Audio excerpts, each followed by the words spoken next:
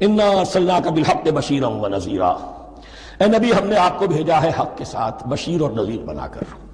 بنیادی حیثیت آپ کی یہ ہے کہ آپ اہل حق کو بشارت دیں، فراح و ریحان وجنت نعیم، فسلام لک من اصحاب الیمین، یہ بشارت دیجیے۔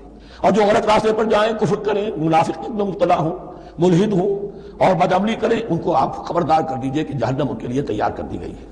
آپ کا کام دعوت ہے، ابلاغ ہے، تبلیغ ہے، نصیحت ہے۔ وَلَا تُسْأَلُ عَنْ أَصْحَابِ الْجَحِيمِ، آپ سے سوال نہیں کیا جائے گا جہنمیوں کے بارے میں کہ محمد یہ کیوں جہنم میں پہنچ گئے، ہم نے تمہیں بھیجا تھا، تمہارے ہوتے ہوئے یہ جہنمی کیوں ہو گئے؟ نہیں، یہ آپ کی ذمہ داری نہیں ہے۔ کون جنت میں جانا چاہتا ہے، کون جہنم میں جانا چاہتا ہے، یہ آدمی کا اپنا فیصلہ ہے۔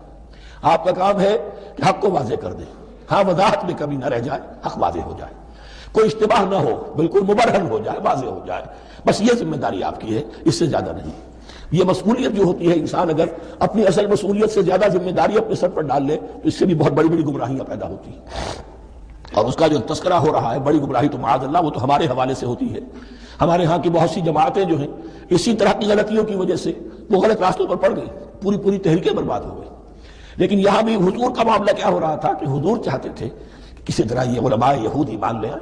بہرحال حضور کے دل میں رغبت، آخر مکے میں آپ سے تو دعائیں مانگتے تھے، اے اللہ عمرو بن ہشام اور عمر بن خطاب میں سے کسی ایک کو تو میری جھولی میں ڈال دیں۔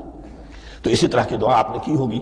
فرمایا وَلَن تَرْضَىٰ عَنكَ الْيَهُودُ وَلَا النَّصَارَىٰ حَتَّىٰ تَتَّبِعَ مِلَّتَهُمْ، اے نبی کسی مغالطے میں نہ رہیے، ہرگز راضی نہیں ہوں گے آپ سے نہ یہ یہودی اور نہ نصرانی، جب تک کہ آپ پیروی نہ کریں ان کی ملت کی۔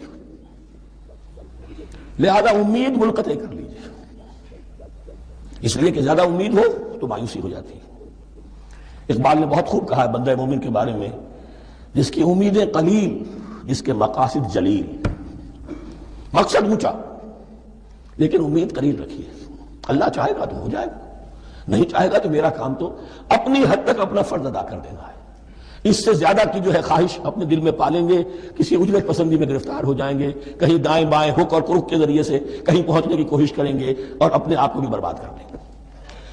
لن ترضى عنك اليهود ولا النصارى حتى تتبع ملتهم قل ان هدى الله هو الهدى، کہہ دیجئے دیکھو ہدایت تو ہے اللہ کی ہدایت۔ ولئن اتبعت اهواءهم، اور نبی آپ بھی کان کھول کر سن لیں، اگر آپ نے ان کی خواہشات کی پیروی کی، یہاں ہم جوڑ دیں گے الفاظ بالفرض بفرض محال، اگر آپ نے ان کی خواہشات کی پیروی کی کہ کچھ چلو لے دو کر معاملہ کر لو، کچھ ان کی بات مانو، کچھ اپنی بات منوا لو۔ یہ مکے میں بھی قریش کی طرف سے بھی آیا تھا کہ کچھ اپنی بات منوا لیجیے، کچھ ہماری بات کمپرومائز کیجیے۔